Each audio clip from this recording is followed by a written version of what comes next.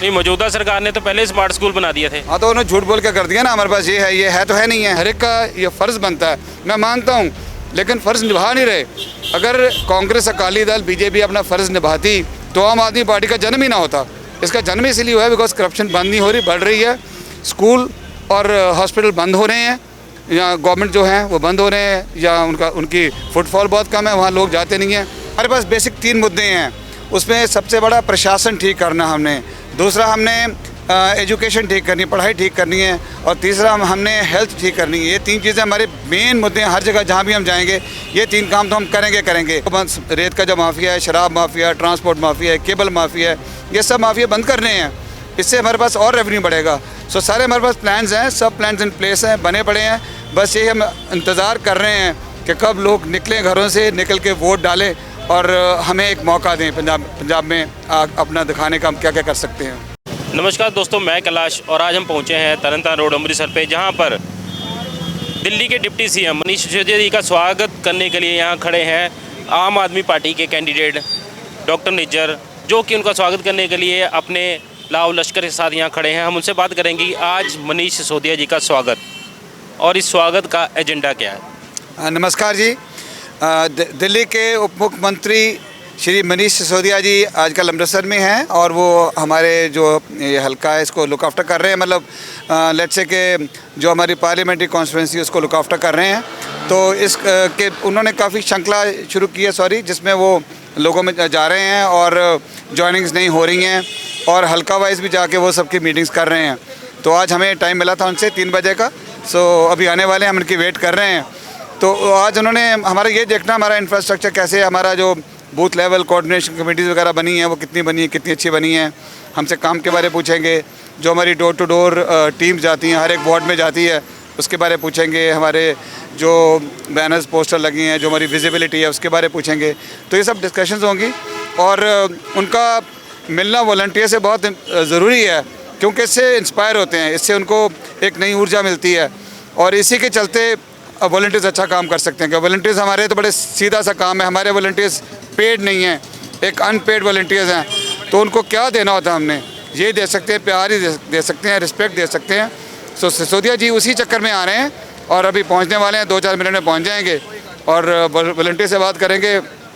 Volunteers काफ़ी तादाद में आए हुए हैं और उनका ये है कि हम एक बार चलो अपने जो हमारे डिप्टी सीएम है, उप मुख्यमंत्री हैं दिल्ली के, उनसे हम मिल लें और जो उन्होंने काम। ये आम आदमी से मुलाकात, आज जैसा कि आपने बताया आम आदमी से मुलाकात, और इस मुलाकात से पंजाब की कैसे रूनुहार बदलेगी? देखिए, पंजाब की रूनुहार जो बदलनी है वो हमारे पास बेसिक 3 मुद्दे हैं, उसमें सबसे बड़ा प्रशासन ठीक करना हमने, दूसरा हमने एजुकेशन ठीक करनी, पढ़ाई ठीक करनी है, और तीसरा हमने हेल्थ ठीक करनी है। ये 3 चीज़ें हमारे मेन मुद्दे हैं। हर जगह जहाँ भी हम जाएंगे ये 3 काम तो हम करेंगे। सेहत फ्री होनी चाहिए, टॉप क्लास होनी चाहिए, 2 रुपये की दवाई से लेके 20 लाख के ऑपरेशन फ्री होना चाहिए आदमी के लिए। इसी तरह पढ़ाई के स्कूल बहुत अच्छे होने चाहिए, पढ़ाई के और कोर्सेज अच्छे मिलने चाहिए, और लोगों को सिर्फ हमें नौकरियाँ नहीं देनी, हमें लोगों को नौकरियाँ देने वाला बनाना है, एंटरप्रेन्योर बनाना है।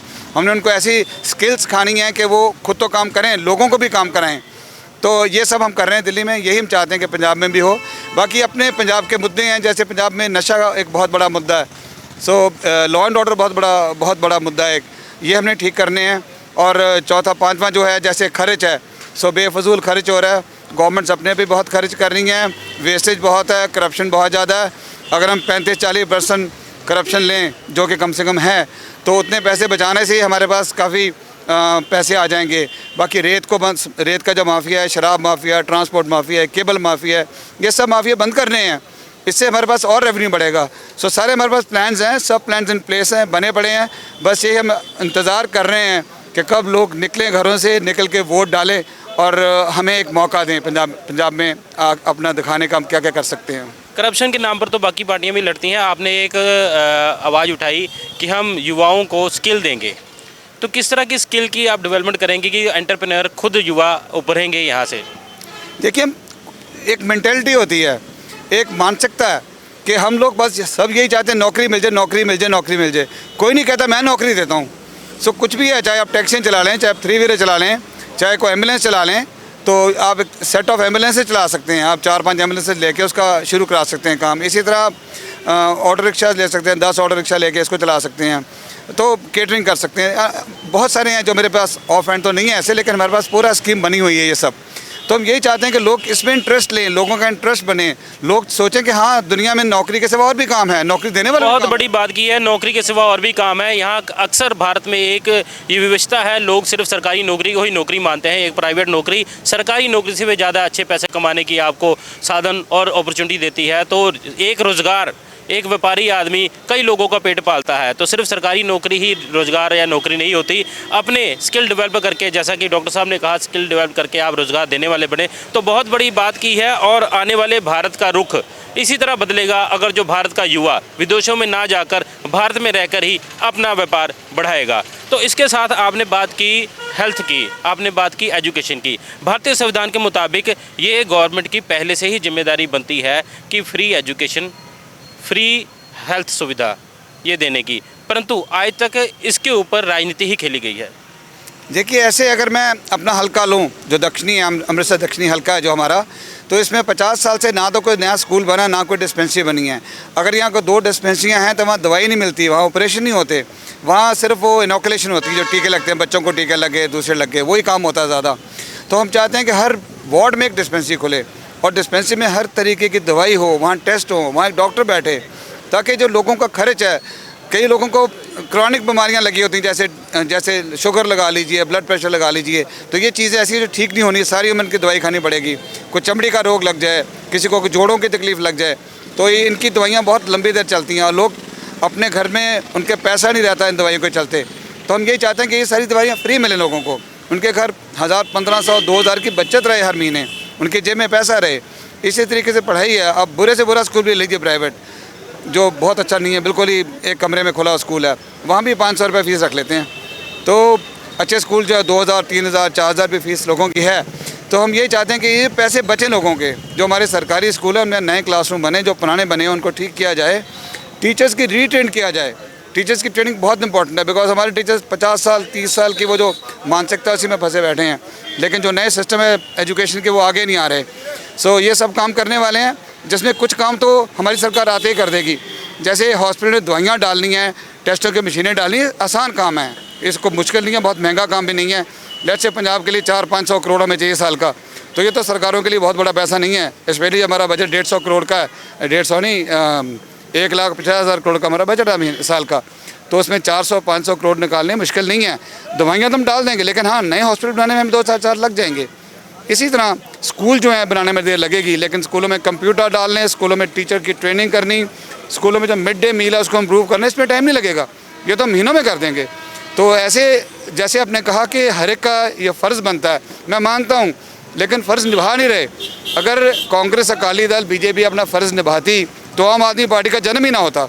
इसका जन्म इसलिए हुआ है बिकॉज करप्शन बंद नहीं हो रही, बढ़ रही है। स्कूल और हॉस्पिटल बंद हो रहे हैं, या गवर्नमेंट जो है वो बंद हो रहे हैं, या उनकी फुटफॉल बहुत कम है, वहाँ लोग जाते नहीं हैं। 90% लोग बाहर इलाज करा रहे हैं, बाहर स्कूलों में पढ़ रहे हैं। तो इसको रिवर्स करना पड़ेगा सारा, वही हम करने जा रहे हैं। सेहत और शिक्षा, अगर जो किसी भी देश की सेहत और शिक्षा सुधार दी जाए तो देश का नुहार बदल जाती है। हम बात कर रहे हैं यहाँ पर आम आदमी के आने से पहले इलेक्शन दौर में आप देख रहे हैं कि चन्नी सरकार ने बिजली के बिल माफ़ कर दिए। इससे पहले कैप्टन सरकार ने ये दावा किया कि यहाँ की पासिंग मार्क्स बच्चों की भारत में सबसे आगे आया है, एक शिक्षा स्तर पंजाब का बढ़ गया है।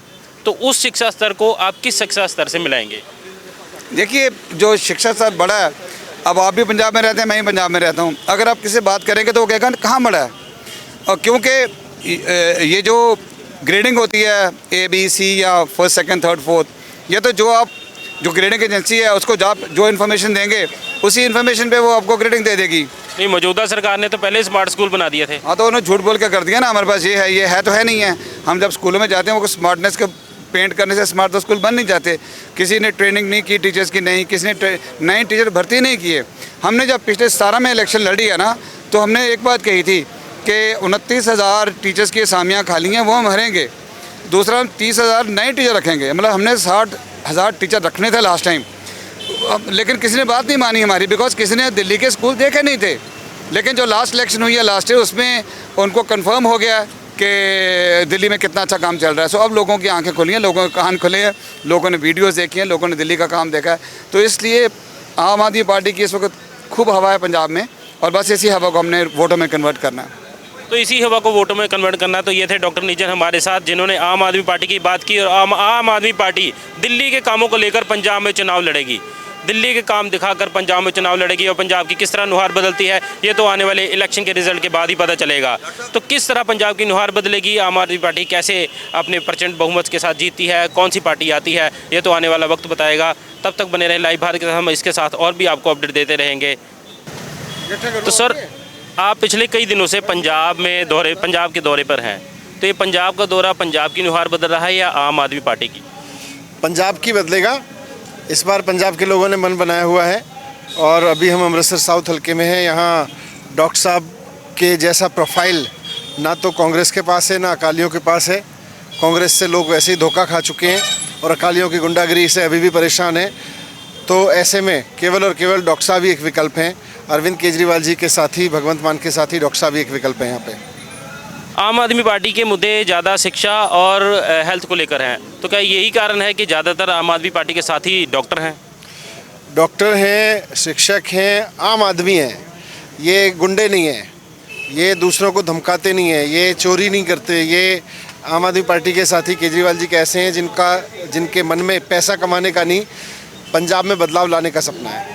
पंजाब में बदलाव लाने का समय है। जैसा कि मनीष सिसोदिया जी ने हमें बताया, पंजाब की आवाम बताएगी इलेक्शन 2022 में कि किस तरह का बदलाव चाहिए और किस तरह की पार्टी वो पंजाब में लाना चाहती है। अपना वजीर चुनने का फैसला तो पंजाब की आवाम का है, तो पंजाब की आवाम अपने वोटों से अपने इलेक्शन के बाद रिजल्ट आने पर ही बताएगी कि कौन सा वजीर यहाँ पर आता है। तो ये थी लाइव भारत की खास रिपोर्ट इलेक्शन 2022 को लेकर। इसी के साथ हम लेते हैं विदा। बने रहे लाइव भारत के साथ, फिर हम आपको इलेक्शन के अपडेट दिखाते रहेंगे। तब तक दें इजाज़त। कैमरामैन सुखिंदर कोहली के साथ कैलाश पंजाबी रिपोर्ट।